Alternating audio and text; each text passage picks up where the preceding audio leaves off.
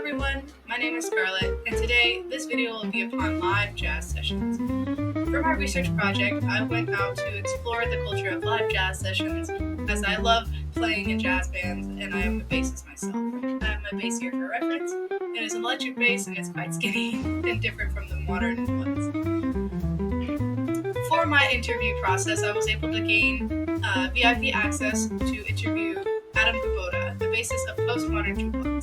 Postmodern Jukebox, for those not familiar with them, are a band that takes modern hits, such as from Taylor Swift or Katy Perry, and turns them into a ragtime jazz swing vibe. They are an amazing band, and I hope that this video will do a great job encompassing them and the history of jazz. Postmodern Jukebox is rooted in the belief that music is timeless. It values creativity, nostalgia, and craftsmanship. There's a strong appreciation for blending the old with the new and taking something contemporary and giving it a vintage twist. One major value is a musical reinterpretation. This means respecting the original song but also honoring past musical eras by reimagining the sound. So behaviors include dressing in vintage styles, using old school instruments, and performing with a theatrical flair. Kind of like stepping into a time machine.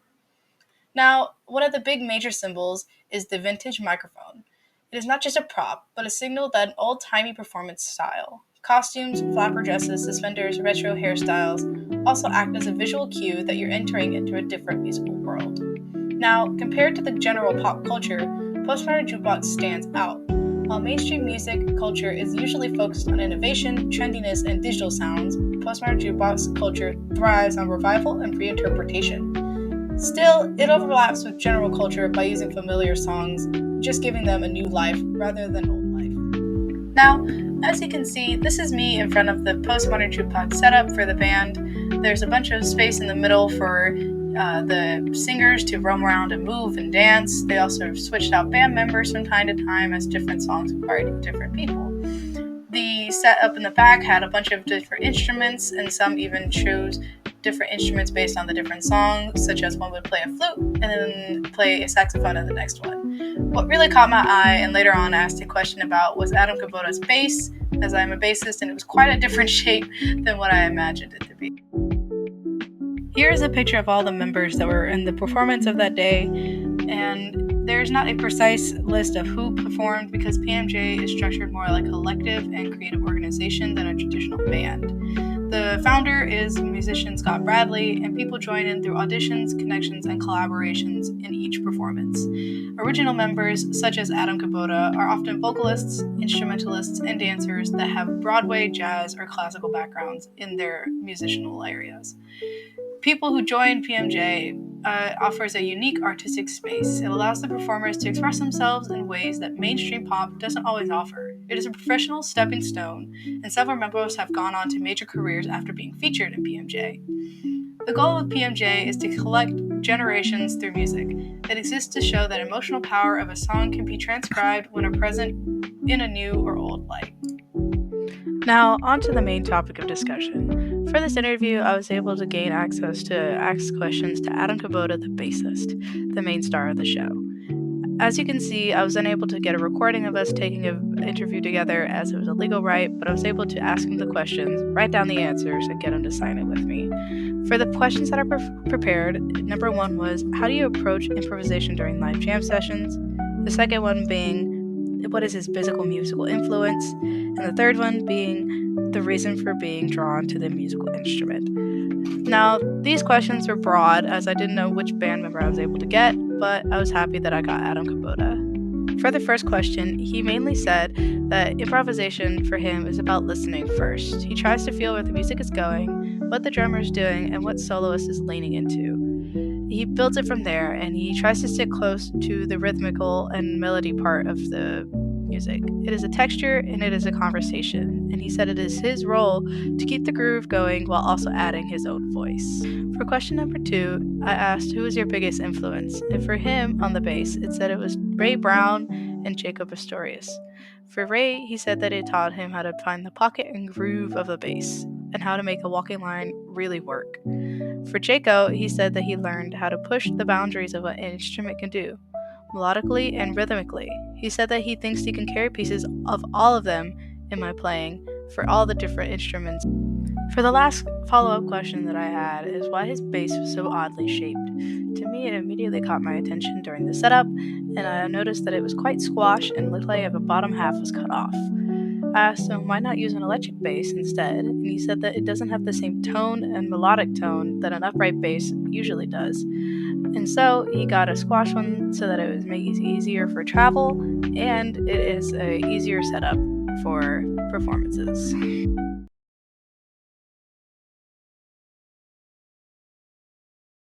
Together for Bay Area's finest, Mr. Adam Kabul.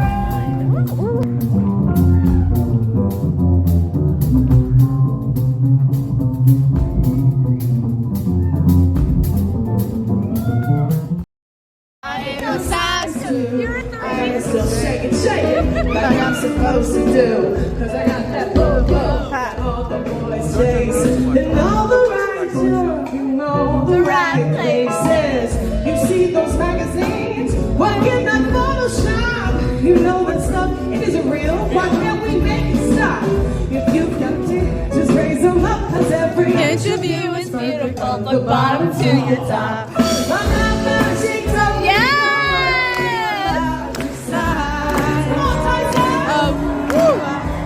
The boys like a little time, I'll be here to hold them.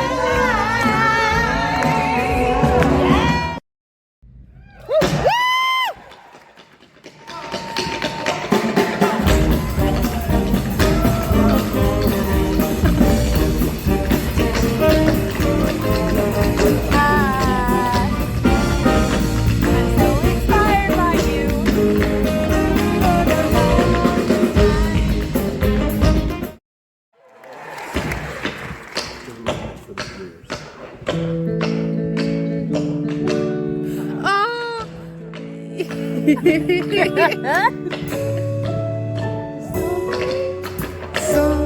About rainbows and what's on the other side. In conclusion, the event I attended was the PMJ live concert, especially focused on jazz and swing.